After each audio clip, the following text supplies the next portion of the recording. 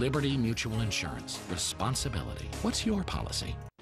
Hi, everyone. I'm Gretchen Carlson. Coming up on The Real Story in just a few moments. Have Republicans come up with a magic bullet to delay Obamacare? There's something in the works, and we're going to tell you what it is. Plus, has anyone given any thought to our astronauts up in space right now? Their only way home is from the Russians.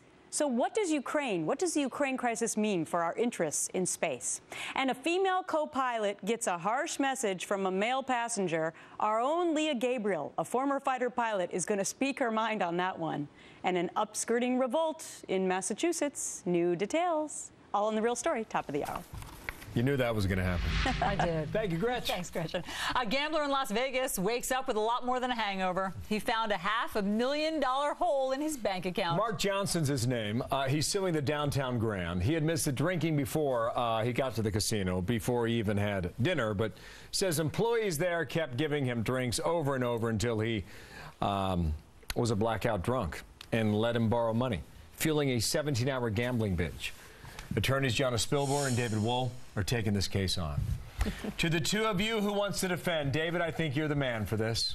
I am. Is there any defense? There certainly is. You know, ladies and gentlemen of the jury, the law in Nevada is quite clear. When someone is visibly drunk, as Mr. Johnson was, he had already had 7 to 10 drinks before he got to the casino, you can not only not allow him to continue to gamble, but you cannot allow him to continue to drink. And boy, they were bringing him in, not just one drink. How about a double? They were bringing him numerous drinks.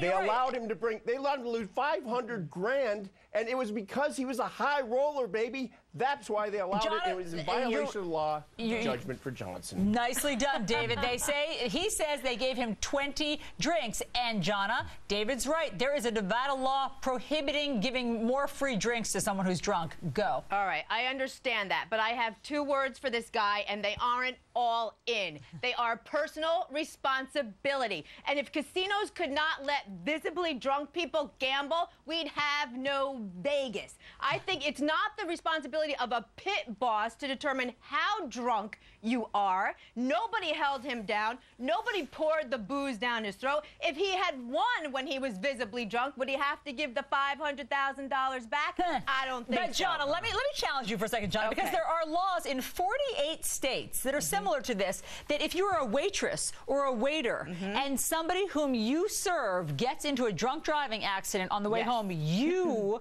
as the waiter or waitress, are in trouble. How is this any different? Dram shop laws. I will tell you how it's different because I anticipated your question. That is, it is a crime to drink and get in the car and drive. It is not a crime to go to a casino and, roll the dice. It's not a crime. It's a whole different ball of wax. This Mr. Johnson became the victim, and it should be a crime. He was so drunk that literally, and the surveillance video, by the way, will show this, the cards were falling out of his hands. The chips were flying all over the place. He could barely stay in his seat, and David, how is this he guy was still? victimized by the How is he casino. still breathing if he had all that alcohol? Right. Well, that's a good question, and that seems to be his main concern too. That he could have gone to sleep and could have asphyxiated on his own vomit because of the level of intoxication. And that's why, and this is a good case to send a message that casinos cannot prey on innocent gamblers who lose control of their drinking. John, are you going to take that? Stewed Heck that they can't control themselves. This guy's not in college. If he chokes on his own vomit, it's his own fault. Now. That $500,000 will go a long way for rehab. I understand that's why he's upset, but this is nobody's fault but his. I think everybody can stipulate he needs rehab. There's no question about that. Right. Wow. Well, 20 drinks are too much. I think we can all agree on that. Johnny, you came ready to play. I did.